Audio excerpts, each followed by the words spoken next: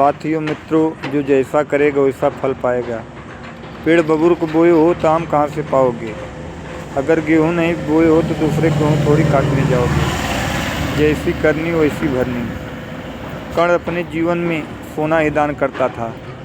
मरने के बाद कर्ण को बाबूजी सोने की थाली, सोने का भोजन, सोने के पलंग, सोने का गिलास, सब कुछ सोना ही, सोने के बिस्तर, सब कुछ सोने का ही मिला। कर्ण कहता है भगवान, सोने के महल, सोने के थाली, सोने के गिलास, सब कुछ सोने का पलंग, सब ठीक है, लेकिन खाए बदे भी सोना और पिए बदे भी सोना।